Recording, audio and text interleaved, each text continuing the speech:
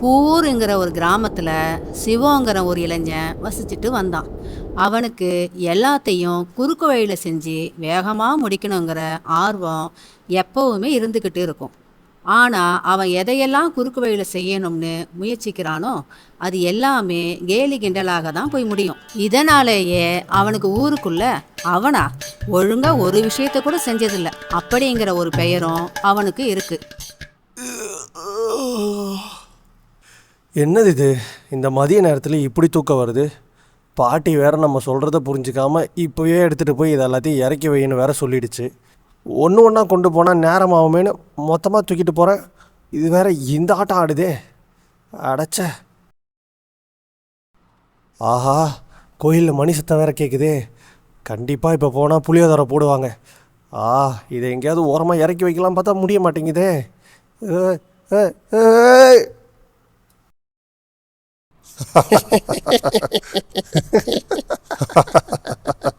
என்ன சிவம், இன்னைக்கு பட்ட பகல்லே உன் கூத்த ஆரம்பிச்சிட்டியா? எல்லா பானையும் நொறுக்கி வச்சிருக்க. இன்னைக்கு உன் பாட்டிக்கிட்ட திரும்பவும் பாட்டு வாங்க போற. அடே, என்னண்ணே எப்படி சொல்லிட்டீங்க? சிவன் கூத்து பெரிய கூத்தால இருக்கும். சரியா சொன்னடா. நாடகக்காரங்க போடுற கூத்தை விட சிவம் போடுற கூத்து தான் எப்பயும் சிறந்ததா இருக்கு. டண்டக்கி டண்டக்கி டண்டக்கி டண்டக்கி டண்டக்கி டண்டக்கி டண்டக்கி டண்டக்கி. அண்ணேங்க பாருங்க, இந்த மேலே உடையவே இல்லை. அதை முதல்ல குடுறா. இப்படி எல்லாரும் கேலி செஞ்சு சிரிக்கிறதுனால சிவம் அங்கே நிற்காம அங்கிருந்து திரும்பவும் தான் வீட்டுக்கே போயிடுறான். அவங்க எல்லாருக்கும் எங்கேருந்து தெரிய போகுது என் கஷ்டம்? இந்த சுமையை எல்லாத்தையும் ஒரே ஆளாக எவ்வளோ கஷ்டப்பட்டு தூக்கிட்டு போயிட்டுருக்கேன். இதை புரிஞ்சுக்காம கேலி பண்ணுறாங்க. உங்கள் எல்லாரை விட ஒரு நாள் நான் பெரிய பணக்காரன் ஆகிறேன். அப்போ இந்த ஊரே சேர்ந்து என்னை பார்த்து பாராட்டும்ல, அப்போ பார்த்துக்கிறேன். இப்படி புலம்பிக்கிட்டே கையில் ஒரு பானையும் கூட சில பானை சில்லுகளையும் வச்சுக்கிறத பார்த்த பாட்டி கோபப்பட்டு இவன் வழக்கம் போல தான் பண்ணியிருப்பான்னு சிவனை பார்த்து, என்ன இன்னைக்கு வழக்கம் போல தான் பண்ணியிருக்கியா? உன்னை வச்சுக்கிட்டு என்ன பண்ணுறதுன்னே எனக்கு தெரிலடா. போகும்போதே சொன்னேன் ஒன்று ஒன்றா எடுத்துகிட்டு போகணும். என் பேச்சை கேட்டியா?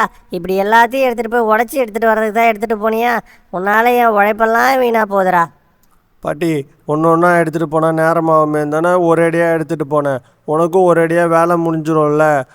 ஆமாண்டா எப்பா, ஒரேடியாக எல்லா பானையும் உடச்சி வேலையெல்லாம் முடிச்சிரு. நான் மொத்தமாக போய் சேர்றேன். ஏன் பாட்டி இப்படிலாம் பேசுகிற? இங்கே பாரு சிவம், குறுக்கு வழியில் நீ எதை செய்யணும்னு நினச்சாலும் அதுக்கு பலன் உடனே கிடச்சிரும். ஆனால் பாராட்டும் மதிப்பும் உடனே கிடைக்காதுடா. ஆனால் குறுக்கு வழி தான் பாட்டி சுலபமாக இருக்குது. நம்ம வேலையை சீக்கிரமாக செஞ்சு முடிச்சிடலாம்ல. டேய், வேலையை சுழுவாக முடிக்கிறது முக்கியம் இல்லைடா, சரியாக முடிக்கணும்டா. அப்போ தான்டா மதிக்கும். போ பாட்டி, நீ என்னமோ சொல்கிற. ஆனால் அங்கே இருக்கவங்களாம் என்னை பார்த்து கேலி பண்ணி சிரிக்கிறாங்க தெரியுமா? உன்னை பார்த்து எல்லாரும் சிரிக்காமல் இருக்கணும்னா நீ அவங்க மரியாதையை சம்பாதிக்கணும்டா. அவங்க மரியாதையை சம்பாதிக்கிறது குறுக்கு வழியால் முடியாது. நல்ல பேர் எடுக்க நாள் ஆகும்னு சும்மாவா சொன்னாங்க? சும்மா எதோ சொல்லாத பாட்டி.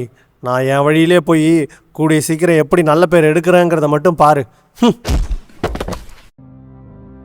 இவன் நம்ம சொல்கிறத கொஞ்சம் கூட புரிஞ்சிக்க மாட்டானே. இவன் பண்ணுறது எங்கே போய் எப்படி முடிய போதும்? நல்லதாக முடிஞ்சால் சந்தோஷம், இல்லைனா அந்த ஆண்டவன் விட்ட வழிதான். அங்கிருந்து கோவப்பட்டு கிளம்பின சிவம் நேராக தான் சின்ன வயசு தோழியை பார்க்கறதுக்காக போகிறான். அவன் தனக்கு ஆறுதலாக பேசுவான்னு அவகிட்ட நடந்த எல்லாத்தையும் சிவன் சொல்கிறான். ஆனால் அவளோ சிவன் நினச்சதுக்கு எதிர்மாறா சிவத்தை பார்த்து திட்ட ஆரம்பிக்கிறா. ரே சிவம், நீ ஏன்டா எப்பயுமே இப்படி இருக்க? நான் உன்கிட்ட எத்தனை வாட்டி சொல்கிறது, குறுக்கு வழி சரி வராதுடா, அதை புரிஞ்சுக்கோ. ஆமாம், நீயாவது என்னை புரிஞ்சுப்பான்னு உங்ககிட்ட வந்து சொன்ன பாரு. என்ன சொல்லணும்? இங்கே வந்ததே ஏன் தப்பு தான். இங்கேருந்து முதல்ல நான் கிளம்புறேன். டேய் இரு, நீ எப்படியும் வீட்டில் கோச்சிக்கிட்டே சாப்பிடாம தான் வந்திருப்ப. முதல்ல கொஞ்சம் சோறு எடுத்துகிட்டு வரேன், சாப்பிட்டுட்டு அதுக்கப்புறம் எங்கே வேணா போ. அதெல்லாம் ஒன்றும் தேவையில்ல, நான் கிளம்புறேன். டேய், இன்னைக்கு எங்கள் கரையில் எங்கள் தோட்டத்து மாம்பழத்தை போட்டே சமைச்சிருக்கோம். ரொம்ப சுவையாக வந்திருக்கு. நீ சாப்பிட்டுட்டு அதுக்கப்புறம் போ. அதை கேட்டதும் சாப்பிட்டுட்டே இங்கிருந்து போகலாம்னு அங்கேயே உட்கார்றான். தேவி தன்னோட கடையில இருந்து கொஞ்சம் சோறு கொண்டு வந்து கொடுக்க அதை சாப்பிட்டுட்டு, சின்ன வயசுலேருந்து உன் கூட நட்பாக இருக்கிறதுக்கு இந்த சோறு தான் மிச்சம். மனசுக்கு ஆறுதல் கிடைக்கலனாலும் வயிற்றுக்காவது ஆறுதல் கிடச்சிருக்கு. இது போதும். பேசாம சாப்பிடு, குறையிற போகுது. இந்த சம்பவம் நடந்து கொஞ்ச நாட்கள் கழிச்சு ஊருக்குள்ள ஒரு தண்டோரா சத்தம் கேக்குது. கேளுங்க கேளுங்க கேளுங்க, வர கொற்றவை திருவிழாவை முன்னிட்டு ஒரு விருந்து போட்டி நடக்க போகுது. இந்த போட்டியில யார் சுவையா சமைக்கிறீங்களோ அவங்களுக்கு ஒரு வருஷத்துக்கு தேவையான தானிய மூட்டைய அரசர் தரப்போறாருங்கோ. இதுவரைக்கும் என்ன பண்ணி எல்லாருடைய மதிப்பையும் சம்பாதிக்கலாம்னு யோசிச்சுட்டு இருந்த சிவத்துக்கு இந்த போட்டியில கலந்து எப்படியாவது ஜெயிச்சு எல்லாருடைய மதிப்பையும் சம்பாதிச்சிடணும்னு முடிவுக்கு வரான்.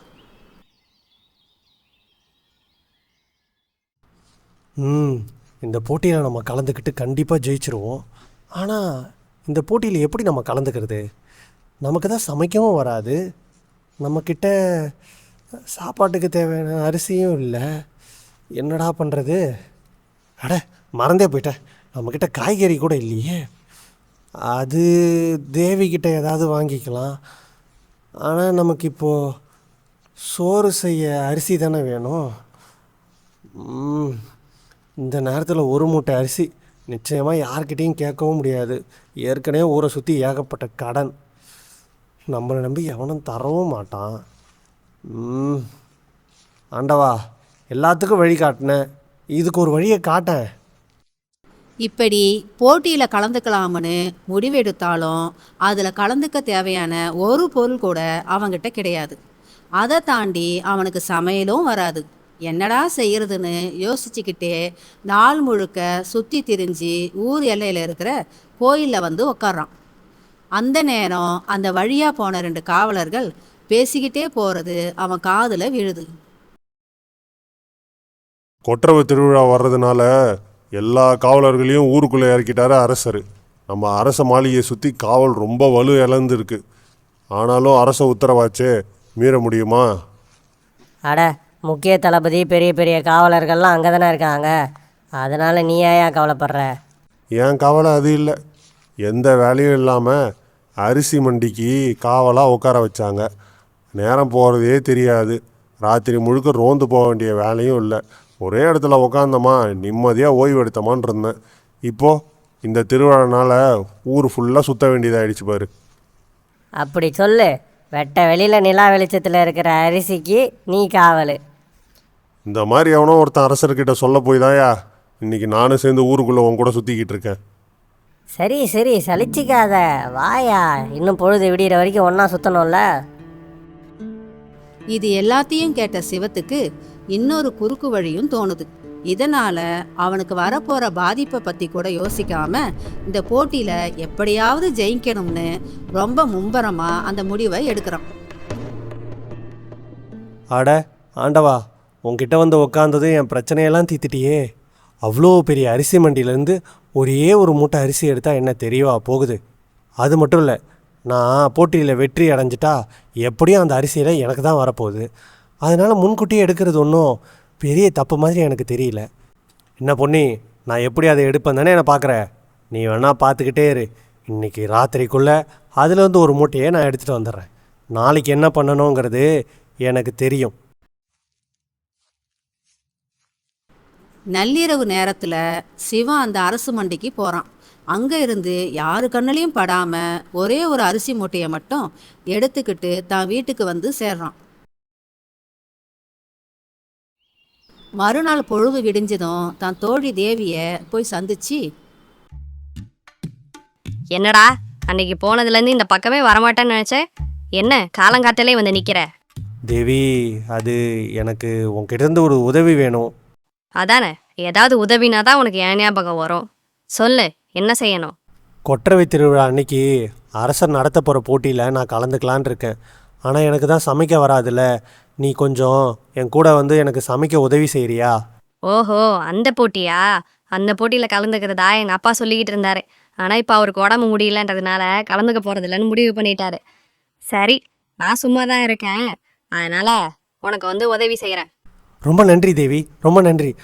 அப்புறம் எனக்கு இன்னொரு உதவி. என்ன? வரக்குள்ள சமையலுக்கு தேவைப்படுற காய்கறிலாம் உங்கள் தோட்டத்துலேருந்தே நீ கொண்டு வந்துடுறியா? டேய், போட்டியில் நீ கலந்துக்கிறதா தானே சொன்னேன்.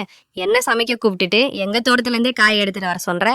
ஐயா மகாராசா எப்படி சும்மா வந்து வேடிக்கை பார்த்துட்டு போவீங்களோ? இல்லை இல்லை தேவி, நான் ஒரு மூட்டை அரிசி எடுத்துகிட்டு வரேன். ஒரு மூட்டை அரிசியா? உண்மையை சொல்லிட்டா சிவம், உனக்கு ஏது அவ்வளோ அரிசி?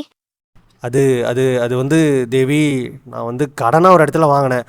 அதனால தான் இவ்வளோ. நம்ம போட்டியில் ஜெயிச்சிட்டா இது எல்லாத்தையும் திருப்பி கொடுத்துடலாம்ல. அது மட்டும் இல்லை, நீ எடுத்துகிட்டு வர காய்கறி நீ சமைக்கிறதுக்கு நீ போட்டியில் வர்றதை முக்கால்வாசி நீயே எடுத்துக்கோ.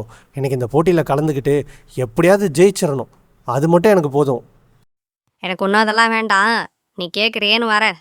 வரும்போது காய்கறியே எடுத்துக்கிட்டு வரேன். எனக்கு அதில் ஒரு பிரச்சனையும் இல்லை. அப்போ நான் போய் மற்ற விஷயங்கள்லாம் ஏற்பாடு பண்ணுறேன். நீ சரியான நேரத்துக்கு வந்துடு என்ன? எப்படியோ தேவி ஒரு வழியாக ஒத்துக்கிட்டதால ரொம்ப சந்தோஷமாக கிளம்புன சிவம் மற்ற வேலைகளை எல்லாத்தையும் மும்முரமாக செய்ய ஆரம்பிக்கிறான். அதே மாதிரி போட்டிக்கான நாளும் வருது. அன்னைக்கு காலையில இருந்து சமைக்க ஆரம்பிச்சு சமையலை ரொம்ப அழகாக செஞ்சு முடிக்கிறாங்க தேவியும் சிவமும். அரசரும் அங்கே வந்து எல்லாத்தையும் சாப்பிட்டு பார்த்துட்டு எது அருமையாக இருக்குங்கிற முடிவுக்கு வந்து அதுக்கப்புறம் மக்களும் உட்கார்ந்து சாப்பிட ஆரம்பிக்கிறாங்க.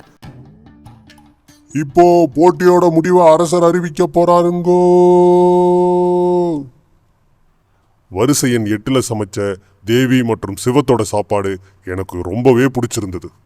ஆக இந்த போட்டியோட வெற்றியாளரா நான் தேவியும் சிவத்தையும் அறிவிக்கிறேன். அந்த நேரத்துல வேக வேகமா வந்த ஒரு காவலாளி அரசர்கிட்ட எதையோ சொல்றாரு. எங்களை மன்னிச்சிருங்க அரசே. மக்கள் வரிப்பணமா கொடுத்த அரிசியிலிருந்து ஒரு அரிசி மூட்டை காணாம போயிருக்குங்கிறது என்னோட கௌரவத்துக்கு வந்த மிகப்பெரிய களங்கம். அந்த திருட்டை யாரு செஞ்சாங்கன்றதை கண்டுபிடிங்க, அதுக்கப்புறம் இந்த போட்டியை தொடரலாம் அப்படின்னு சொல்லிட்டு அரசர் அங்கிருந்து கோவமா கிளம்பிடுறாரு. சிவத்துக்கும் தான் திருநது சாதாரண அரிசி மூட்டை இல்லைன்னு இப்போ தான் புரிய வருது. அரசர் உத்தரவுப்படி காவலர்கள் ஒவ்வொரு வீட்டுக்கா போய் சோதனை செஞ்சுக்கிட்டு இருக்காங்க.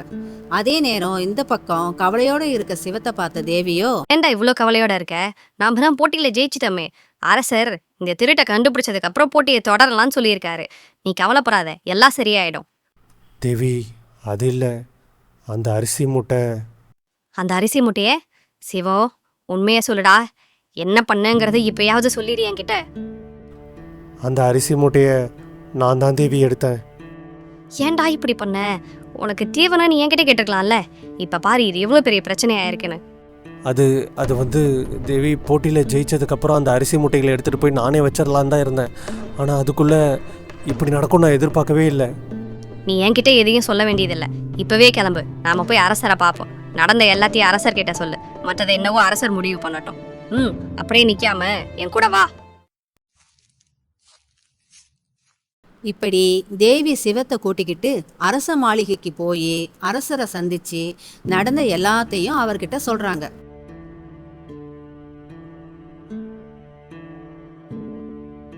என்னை மன்னிச்சிருங்க அரசே, இதை நான் முழுசாக எனக்கு சொந்தமாக்கிக்கணும் திருடணுன்ற எண்ணத்தில் செய்யலை. நான் எப்படியாவது இந்த போட்டியில் ஜெயிச்சிட்டா இது வரைக்கும் என்னை பார்த்து கேலி பண்ணி சிரிச்சுக்கிட்டு இருந்த ஊர் மக்கள் எல்லாம் என்னை பார்த்து மதிப்பாங்களேன்றதுனால தான் அரசே இப்படி செஞ்சேன். இது குறுக்கு வழின்னு தெரிஞ்சும் தான் நான் செஞ்சேன். ஆனாலும் திருடணும்னு செய்யலை அரசே, என்னை நம்புங்க. ஆமா அரசே, என்னதான் அது திருட்டா இருந்தாலும் இவன் திருப்பி வைக்கணுன்ற எண்ணத்துல தான் அதை எடுத்திருக்கா. அது மட்டும் இல்லை அரசே, இவன் எல்லாத்தையும் குறுக்கு வேலை செய்யணும்னு நினைப்பான் அரசே. ஆனாலும் திருடணும்னு இவன் நினைக்க மாட்டான். இதுதான் இவனோட முதல் தடவை. தெரியாம செஞ்சுட்டான். இவனை மன்னிச்சிருங்க அரசே. நீங்கள் என்ன மன்னிக்கலனா கூட பரவாயில்ல அரசே, தேவியை தண்டிச்சிடாதீங்க, அவளை விட்டுருங்க.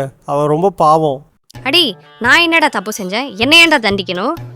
பயப்படாது தேவி, நான் அரசர்கிட்ட சொல்கிறேன். அவர் கண்டிப்பாக உன்னை தண்டிக்க மாட்டார். எல்லா தப்பும் நான் தான் அரசே பண்ணேன், அவளை விட்டுருங்க. நான் எந்த தப்புமே செய்யலையேடா அரசே.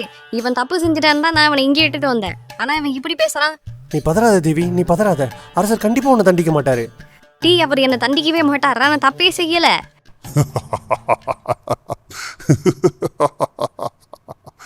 சிவம், நீ செஞ்ச தப்பு மன்னிக்கவே முடியாத தப்பு. இருந்தாலும் உனக்கு ஒரு வாய்ப்பு தரலாம் நான் முடிவு பண்ணியிருக்கேன். அது உனக்காக கிடையாது, உன் தோழிக்காக. நீ தப்பு செஞ்சிருக்கன்னு தெரிஞ்சதும் உன்னை நேராக இங்கே கூப்பிட்டு வந்தால, அவளோட நேர்மைக்காக தான் உனக்கு இந்த வாய்ப்பு. நீ திருடின அந்த ஒரு மூட்டை நெல்லுக்காக ஓராண்டு 3 ஏக்கர் நிலத்துல தன்னந்தனியா பயிரிட்டு நீ அரிசிகளை விளைய வச்சு அரசுக்கு செலுத்தணும். இதுதான் உனக்கான தண்டனை. உத்தரவு அரசே.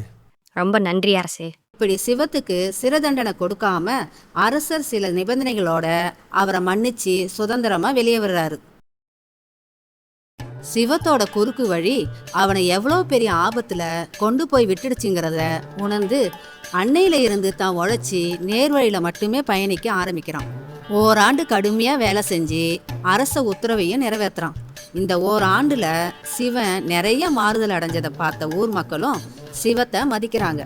அந்த தண்டனையில இருந்து தான் பழக்கம் அடைஞ்ச விவசாயத்தையே தான் தொழிலா மாத்தி அந்த சுத்து வட்டாரத்திலேயே சிறந்த விவசாயி சிவந்தாங்கிற பெயரையும் எடுக்கிறான்.